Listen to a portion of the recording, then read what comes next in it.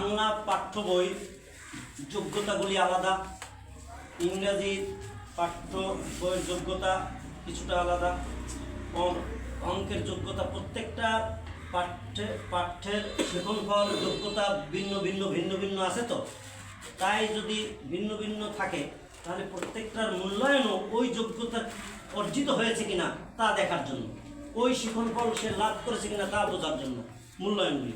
তাহলে আমরা ধরেন যে একটা খাতা মূল্যায়ন করতে বসছি, এখন ওই খাতা বাংলা খাতা, সেই বাংলা খাতায় ওখানে ছিল যে বানান শুদ্ধ করিয়া লিখতে পারবে, বলতে পারবে, ব্যাকরণের বিষয় অথবা সন্ধি বিচ্ছেদের বিষয়, অথবা এখন ওখানে যে বিষয়গুলি খাতা যেভাবে কাটতে হবে 5-এর মধ্যে 5 দিতে গেলে বানানগুলি শুদ্ধ আছে কিনা এইগুলি দেখার কথা।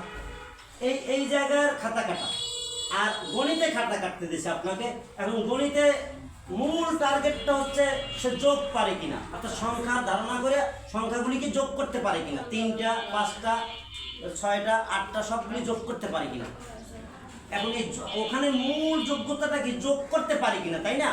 সেইখানে লেখা আছে তার নানা বাড়ি গেল, অঙ্কটা ক্লাস 2-তে নানা বাড়ি গেল, পুকুরে জাল দিল, মানে জাল খাপালো, সেখানে মাছ উঠলো 3টে তেলাপিয়া, 2টা রুই মাছ, একটা চিংড়ি মাছ।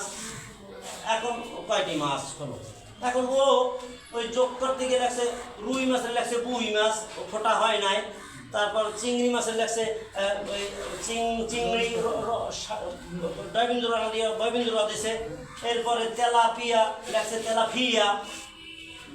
এখন আপনি তো বিরাট মাস্টার খাতা কাটতে বসেন, প্রত্যেকটা বানান ভুল ভুল কাটি করে ভুল, যোগ কিন্তু ঠিক আছে।